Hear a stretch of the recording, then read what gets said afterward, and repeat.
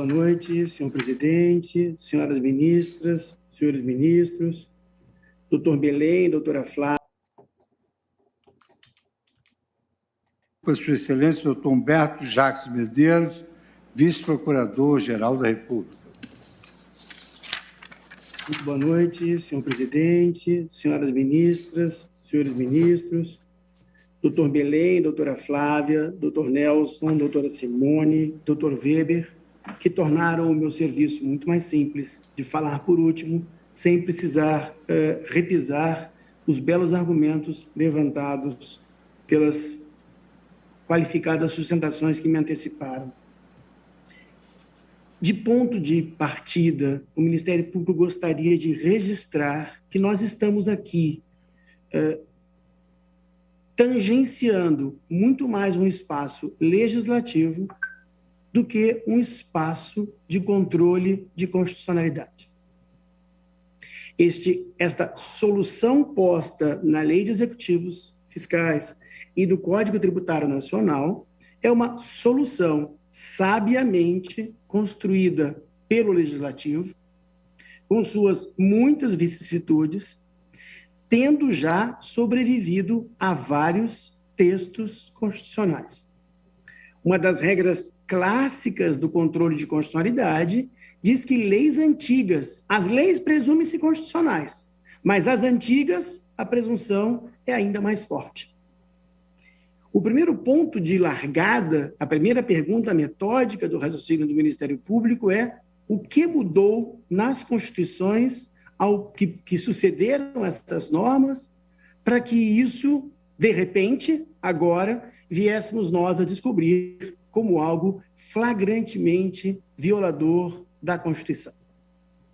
Quando procuramos um fato concreto, um fato da vida social que tenha permitido uma mudança do texto constitucional ou da leitura da Constituição para agora ser este texto vetusto, incompatível com a Constituição. A sua idade, a sua permanência na ordem jurídica parece ser uma cláusula do Pacto Federativo não colocada na Constituição. Muito mais do que uma violação da cláusula posta acerca de não haver preferências ou privilégios entre entes federados. Esta cláusula de preferências e privilégios é não inventarmos preferências onde elas não existem. Mas quando o sistema jurídico está incumbido de gerar uma preferência, que é o caso da falência, que é o caso do concurso de credores, a ordem jurídica precisa de uma preferência. Não é que aqui se está preferindo um Estado a outro, um ente federado a outro. A ordem jurídica diz, não havendo recursos suficiente para todos, há de haver uma ordem de preferência. A preferência não vem em razão da federação. A federação aqui é acidental na questão do concurso de preferências. Segundo ponto que nos toca é que, nas preferências, o legislador tem uma razão. Há uma razão quando o legislador cria preferências. E quando ele ordena nessas preferências, há razões que nós não devemos subvertê-las a partir de uma simples leitura ampliativa da noção de igualdade. Como assim? O que queremos dizer com isso? Queremos registrar, por exemplo, que entre as preferências estão os créditos trabalhistas. Ninguém discute isso. Acidente de trabalho, ninguém discute isso. Mas, ora, o que é um sistema de seguridade social que banca saúde, previdência e assistência por contribuições sociais da cidadania, não da União, recolhidas pela União. Ora, dentro desta, entre aspas, inadequada preferência da União, está subjacente o respeito aos direitos sociais e ao sistema de prestação desses direitos pelo Sistema Único de Saúde, pelo sistema de previdência, pelo sistema de assistência. Sistemas que são nacionais não são da União. São sistemas nacionais e que, se a União perde esta preferência, esse sistema de nítido cunho social está sendo preterido. Essa preferência tem racionalidade. Não é apenas autoritarismo ou prepotência ou supremacia da Constituição dentro da federação. É importante que se perceba que essa colocação feita pelo legislador poderia ser distinta? Claro que poderia ser distinta. O Código Civil entrega aos municípios as heranças. Na linha, o último na cadeia sucessória é o município. Por que não a União? Por que não o Estado? É uma escolha legítima do legislador. Agora, precisamos ter um pouco de zelo neste caminho, porque a lógica alternativa que nós estamos aqui a pensar que a Suprema Corte deva abraçar seria, do que eu intuo, a primeira penhora. Belíssima a lógica da primeira penhora quando estamos entre credores disputando o seu crédito diante de um devedor insolvável. Mas, senhores ministros, senhoras ministras, ordem da penhora nada mais é, ao meu sentir, do que um critério de competição. A lógica da federação não é a competição entre os entes federativos. No máximo, chegamos à concorrência, mas não à competição. Quem primeiro fez a penhora é um critério perfeito para o mundo das relações privadas, mas não é um critério federativamente harmônico, porque o que estamos a instigar aqui é concorram, disputem, sejam competitivos em suas penhoras. Isso não é definitivamente, pode ser eficiente, não há dúvida, e não tenho dúvida da eficiência da competição, mas a federação não é feita entre competidores. Gostaria ainda de destacar que é absolutamente identificável Minas Gerais, é absolutamente identificável São Paulo, a prefeitura de Porto Alegre, mas a União é fundamentalmente quase uma ficção. A União não possui um território onde ela coloque os seus recursos em detrimento dos outros entes federados. Ora, tudo que a União arrecada volta-se para o contribuinte em estados e em municípios numa lógica de atribuições colocadas na Constituição. Não importa dizer quem tem mais responsabilidades, se são estados ou se são municípios, ou a União. Importa dizer que esses recursos da União não são da União.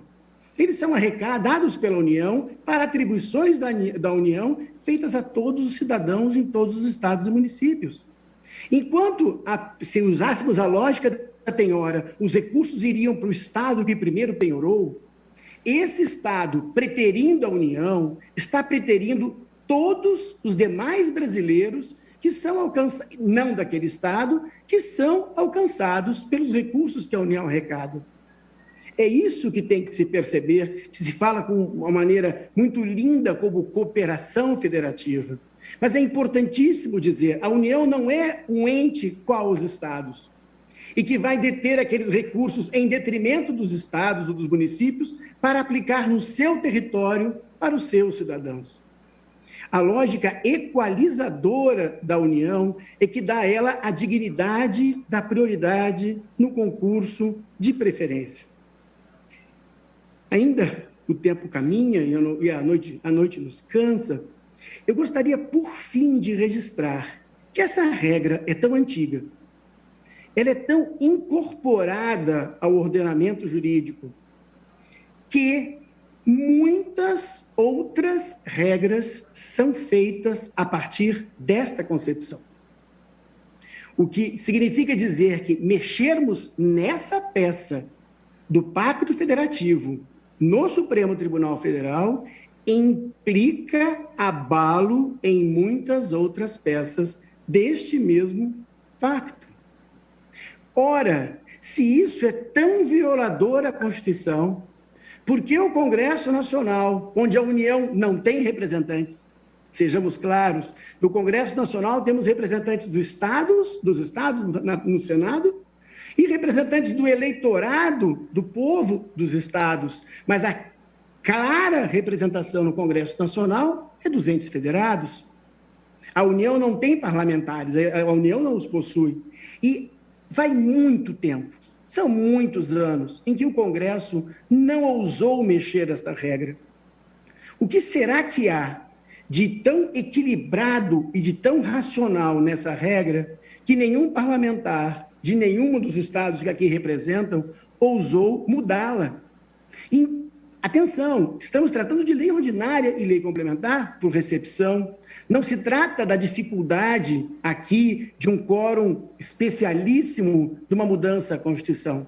Isso me parece que essa regra tem ares de cláusula rígida do Pacto Federativo, a qual é muito mais respeitada por todos os atores constitucionais do que se parece.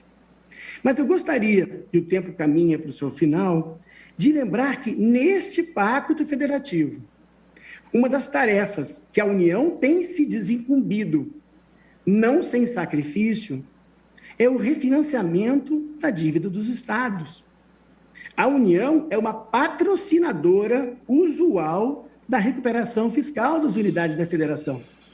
Ela é a grande garante dessa sanidade financeira. E quando ela aceita esses pactos, quando ela admite essa pactuação, ela também estava contando com a receita advinda dos executivos fiscais.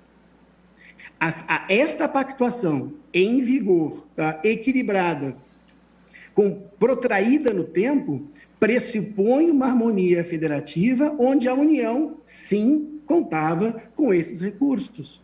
Subvertermos agora, em sede de ADPF, uma regra estabelecida, clássica, harmônica, racional, sem nenhuma mudança no texto da Constituição de peso, ou nenhuma mudança da realidade social ou política da federação, me parece um passo exagerado para a Corte Constitucional.